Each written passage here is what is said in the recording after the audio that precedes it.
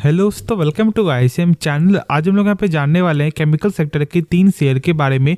आप इस वीडियो को जरूर से अंत तक देखना। लेकिन आज का पर्पस यहाँ पे क्या है ना कि बहुत सारे जो यहाँ पे एक्सपर्ट है उनका यहाँ पे ये बोलना है कि यहाँ पे जो केमिकल जो सेक्टर का जो इस बार का जो यहाँ पे Q3 का जो नंबर यहाँ पे आने वाला है उसमें बड़ा धमाका यहाँ पे हो सकता है। अब ये धमाका यहाँ पे अपसाइड के लिए या फिर डाउनसाइड के लिए है वो हम लोग यहाँ पे सही से समझेंगे। तो चलो फिर स्टार्ट करते हैं और इस न्यूज़ को सही से हम लोग यहाँ पे क्लियर करते हैं। उसके बाद फिर हम लोग यहाँ पे एक एक शेयर को सही से जो है इसका टेक्निकल और कुछ बेसिक पॉइंट भी डिस्कस करेंगे। आप जैसा कि यहाँ पे साफ तौर से लिखा हुआ देख रहे हो कि यहाँ पे जो है क्या लिखा हुआ है कि फिर से जो है ना मतलब वही सामना यहाँ पे करना पड़ेगा जो मतलब पिछले Q1 और यहाँ पे Q2 में जो देखने को मिल रहा है। मतलब कि यहाँ पर जो है साफ तौर से ही उनका ये बोलना है कि यहाँ पे नंबर जो है यहाँ पे वीक आते हुए दिखाई देगा पिछले Q1 और Q2 परफॉर्मेंस जैसा। देखो यहाँ पर जो है ना एक चीज़ मैं आपके साथ शेयर कर दूँ, यदि हम लोग पूरे जो है इस आर्टिकल को सही से पढ़े ना तो बस यहाँ पे क्या लिखा हुआ मेन जानते हो। इनका यहाँ पे कंपनी का ये बोलना है कि मतलब जो यहाँ पे एक्सपर्ट है उनका बोलना है कि कंपनी यहाँ पे क्या कर रही है ना अपने हाई कॉस्ट जो यहाँ पे इन्वेंट्रीज है उसे यहाँ पे कम कर रही है। इसका वजह क्या जानते हो? एक्सपोर्ट।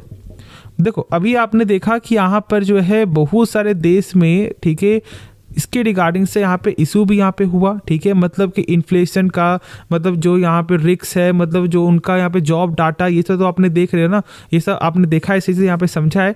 तो इसके रिगार्डिंग से यहाँ पे केमिकल जो यहाँ पे जो सेक्टर है जिसका एक्सपोर्ट से अच्छा खासा बिजनेस यहाँ पे ग्रो होता है उसमें यहाँ पे दिक्कत हो गया, ठीक है। और इस दिक्कत के कारण जो यहाँ पे आपको केमिकल सेक्टर के जो भी कंपनी है जो उसके पास पहले जो यहाँ पे स्टॉक जो पड़ा हुआ था जिसका यहाँ पे हाई प्राइस था, जो यहाँ पे हाई कॉस्ट वाली जो यहाँ पे आपको स्टॉक था उसे वो यहाँ पे बाहर नहीं निकाल पा रहे हैं, ठीक है। जिसके कारण जो उनका यहाँ पे क्या हो रहा है, प्रॉफिट में कमी, मार्जिन को यहाँ पे कम करना पड़ रहा है। मतलब उनके प्रॉफिट मार्जिन को यहाँ पे कमी हो रहा है।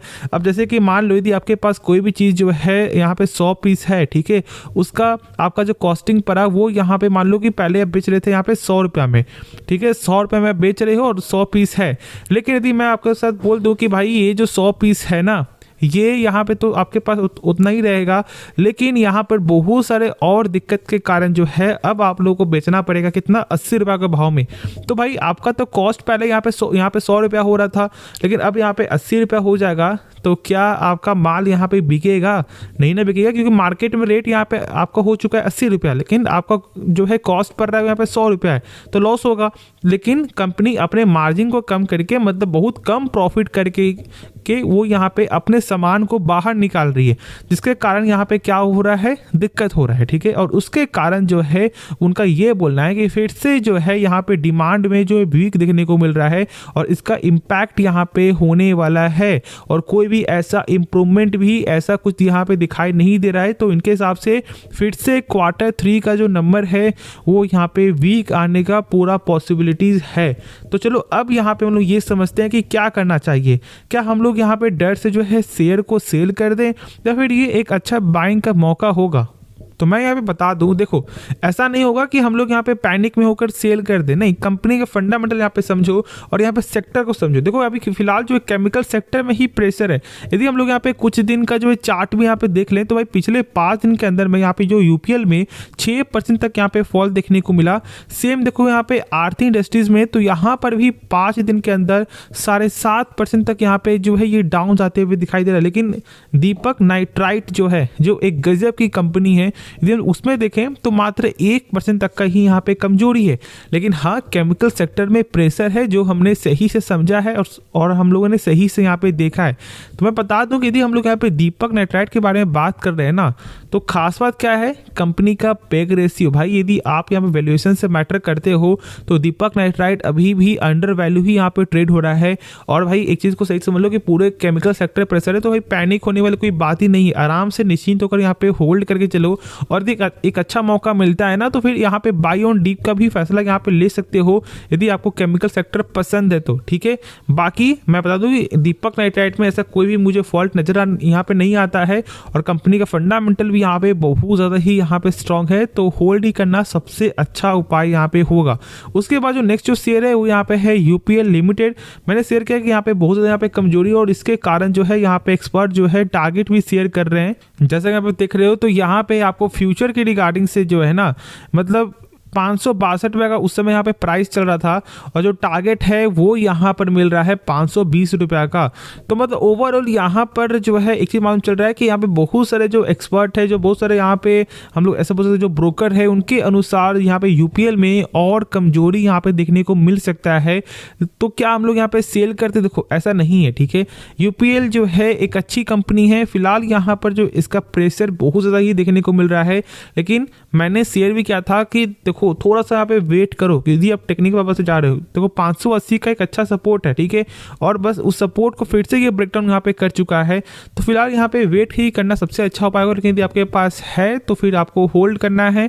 ऐसा नहीं कि कंपनी का फंडामेंटल बहुत ज़्यादा वीक है, ऐसा कुछ भी नहीं है। यदि आपको इसके बारे में सही से जानना है तो एक बार आप हमारा प्लेलिस्ट एक बार चेकआउट कर लो, जिससे आप लोग को सही से इसके बारे में समझ में आ जाएगा कि कंपनी कैसी है, स्ट्रॉन्ग या फिर वीक, ठीक है। तो इस चीज़ को सही से पहले आप यहाँ पे क्लियर कर लो, उसके बाद ही यहाँ पे आप लोगों को आगे बढ़ना चाहिए। उसके बाद जो नेक्स्ट जो शेयर है वो यहाँ पे है आरती इंडस्ट्रीज। यहाँ पर भी मैंने शेयर किया कि देखो 5 दिन के अंदर में 7.5% तक यहाँ पे फॉल देखने को मिला। और देखो वजह क्या जानते हो, सारा यहाँ पे एक ही चीज़ है जो यहाँ पे है। आपको अब देखोगे हेडलाइन तो क्या था, Aarti industries and their disappointment with long term contracts. मतलब यहाँ पे हम लोग ये समझ सकते हैं कि जो कंपनी का जो इविटा है ना, उसमें भी यहाँ पे कमजोरी देखने को मिल सकता है। साथ साथ देखोगे तो यहाँ पर बहुत सारे एक्सपर्ट यहाँ पे ये भी बोल रहे हैं कि मार्जिन में यहाँ पर क्या हो सकता है, थोड़ा सा यहाँ पे दबाव देखने को मिल सकता है, गेन भी हो सकता है, यहाँ पे थोड़ा सा दबाव भी देखने को मिल सकता है। और जो यहाँ पर रेवेन्यू पोटेंशियल है वो यहाँ पे 333 करोड़ का यहाँ पे हो सकता है। देखो मैं बता दूं कि यहाँ पर जो है ऐसा इसलिए बोलना है क्योंकि बहुत सारे यहाँ पे न्यूज़ पे आते हुए दिखाई दिया कि जो बॉन्डिंग है ना वो थोड़ा सा यहाँ पे आरती इंडस्ट्रीज के साथ जो है सही नहीं जाते हुए दिखाई दे रहा है, जिसके कारण यहाँ पे थोड़ा सा इम्पैक्ट देखने को मिल सकता है। 1 महीने पहले भी इस तरह का यहाँ पे खबर आया था, लेकिन फिलहाल इसमें कुछ भी इम्पैक्ट नहीं है। और मेरे हिसाब से यहाँ पे ये भी इम्पैक्ट जो है कुछ दिन तक ही यहाँ पे देखने को मिलेगा, जो यहाँ पे सही हो भी जाएगा। तो निश्चिंत होकर आप लोग यहाँ पे होल्ड करके चल सकते हो। आरती इंडस्ट्रीज भी एक खराब कंपनी नहीं है, जब से यहाँ पे ये आपको अलग अलग हुआ है, जिसके कारण जो है बहुत से लोग थोड़ा सा इंटरेस्ट यहाँ पे कम दिखा रहे हैं।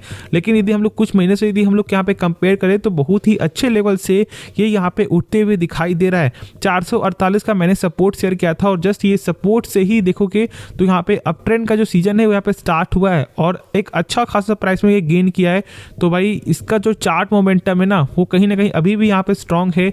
तो भाई यहाँ पे लॉस में बेचने वाला यहाँ पे गलती मत करना, शेयर है तो जरूर से यहाँ पे होल्ड करो, बाकी आपका ही डिसीजन यहाँ पे होना चाहिए। तो होप आपको ये वीडियो पसंद आया होगा। यदि आपको इस वीडियो में कुछ भी सीखने को मिला तो आप जरूर से इस चैनल को या सब्सक्राइब कर सकते हो, दोस्तों में शेयर कर सकते हो और वीडियो को लाइक भी कर सकते हो। तो मिलते हैं नेक्स्ट वीडियो में, तो तब तक के लिए धन्यवाद।